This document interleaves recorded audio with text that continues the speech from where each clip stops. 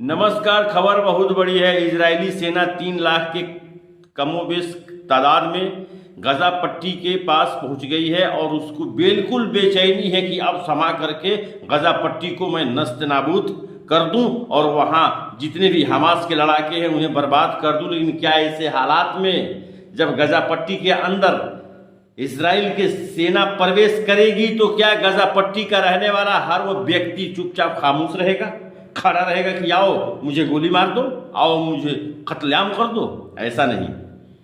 उस पीरियड में पब्लिक का इनसे मुठभेड़ होगा और वो जो मरने वाले लोग होते हैं जान हथेली पर लेकर के चलते हैं, तो जान हथेली पर लेके चलने वाला बिल्कुल बराबर प्रहार करता है। और आप ये भी जानते हैं कि वहाँ ऐसा कोई घर नहीं है जिस घर में हथियार नहीं है, जिस घर में बंदूकें नहीं हैं, जिस घर में ऐसा विदेशों में बहुत कम घर पाए जाते हैं, खाड़ी मुल्कों में जिस घर में हथियार नहीं होते हैं। आइए मैं आपको एक विश्लेषण करके बताता हूँ, शायद आप तक मेरी बात पहुँच रही है। इस विश्लेषण पर ध्यान देंगे तो शायद आप भी समझ जाएंगे कि अगर इजरायली फोर्स गजा के अंदर गई तो गजा में ही उनकी कब्र खुद जाएगी। मैं उसी का विश्लेषण करने जा रहा हूँ, इसका पुष्टि नहीं करता, विश्लेषण कर रहा हूँ, एक अनुमान लगा रहा हूँ। आइए, मोदी जी ने कोई स्टेटमेंट नहीं दिया। इसकी वजह यह है कि ना तो उग्रवादी हैं ना वो आतंकवादी हैं। वो एक फिलिस्तीनी है। फिलिस्तीन के ज़मीन पर इजराइल ने कब्जा किया और उस ज़मीन को लेकर के आज सदियों से दोनों के बीच में युद्ध होता रहा है, लोग मरते रहे हैं और ये बात आप भी जानते हैं। लेकिन गजा पट्टी के अंदर जो हवाई हमला हो रहा है और गजा पट्टी में 1300 से ऊपर बिल्डिंगें ध्वस्त हो गई हैं और इजराइल सरकार बार बार ये कह रही है गजा पट्टी के लोग घर छोड़ करके चले जाओ। हम 24 घंटे का अल्टीमेटर देते हैं, उसके बाद फिर 6 घंटे का अल्टीमेटर मिला और गजा पट्टी से हवाई हमला जिस तरह से हो रहा है, पूरा गजा पट्टी इस वक्त से त्राहिमाम कर रहा है। लोगों की मरने की संख्या बढ़ गई है, लेकिन बावजूद इसके गौर तलब करिए कि गजा पट्टी के लोग अपना घर छोड़ने के लिए पूरी तरह से तैयार नहीं हैं। कह रहे हैं कि हम अपना वतन अपना घर नहीं छोड़ेंगे, मरेंगे तो यही मरेंगे। लेकिन आप गौर तलब फरमाइए कि क्या मरने वाला सिर्फ मरने के लिए बैठा रहता है? मरने वाला इंतजार करता है कि आओ बंदूक लेकर आओ, जमीन से हमला करो और मार दो। आप भी जानते हैं कि आसमान से जो हमला होता है, एयर स्ट्राइक जो होती है, उसमें पब्लिक कुछ नहीं कर पाती है।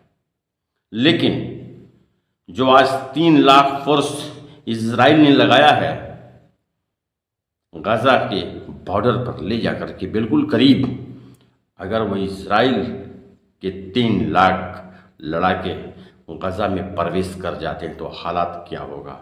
अब तक तो आपने यही सुना है और आप यही देख रहे हैं कि हमास के अंदर या हमास के पास इतने लड़ाके हैं। लेकिन गौर तलब फरमाइए कि जब वो लड़ाके गजा के अंदर प्रवेश कर जाएंगे, जब वो लड़ाके गजा के अंदर चले जाएंगे, तो क्या गजा के लोग कहेंगे कि आओ मुझे मार दो मैं मर जाऊं? नहीं, जवाब देंगे।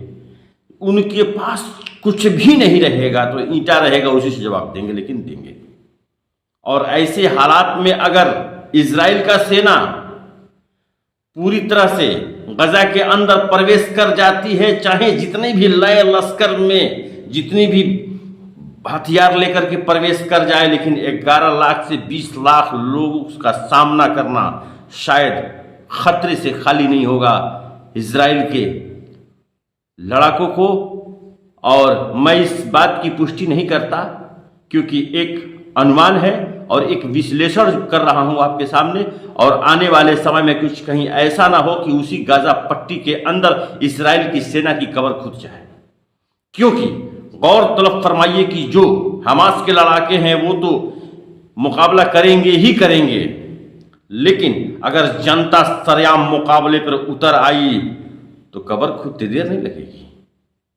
क्योंकि विश्लेषण कर रहा हूं मैं इस बात की पुष्टि नहीं करता कि उनका प्लान क्या है, लेकिन इतना तो आप भी जानते हैं कि, और सारे लोग जानते हैं कि अगर एयर स्ट्राइक होता है तो पब्लिक बर्दाश्त करती है, पब्लिक का घर टूटता है, लेकिन सामने से अगर कोई गोली चलाता है तो कोई पब्लिक का आदमी ईंटा जरूर चलाएगा, पत्थर जरूर चलाएगा, यानी अपने बचाव में कुछ ना कुछ हथियार वो चलाएगा ही चलाएगा।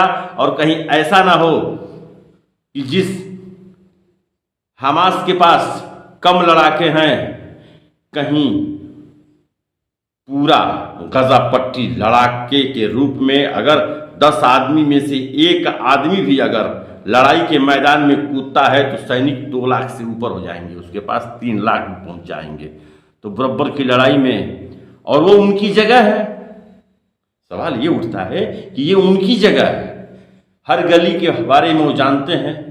ये फिलिस्तीन के लोग जो वहाँ रहते हैं उस हर गली के हर नुक्कड़ के बारे में जानते हैं, और इनको उसकी पूरी जानकारी नहीं है।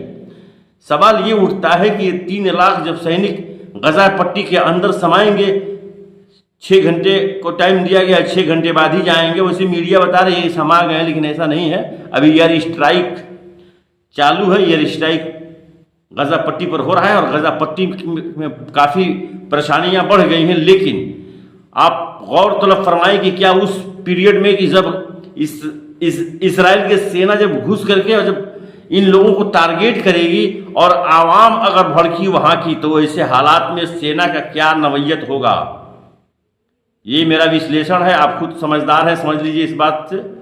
क्योंकि 10 लाख से 15 लाख अगर पब्लिक गजा पट्टी के अंदर रहती है और उस बीच में 3 लाख सेना के कमांडर प्रवेश करते हैं, तो पब्लिक ये नहीं बोलेगी कि मुझे डायरेक्ट मार दो, गोली में मर जाऊं। वार वो भी करेगी। और ऐसे हालात में अगर माहौल पलटा तो ये इजराइल के प्रधानमंत्री को बहुत महंगा पड़ेगा, काफी महंगा पड़ेगा। ठीक, मैं अपने बात को यहीं विराम देता हूं।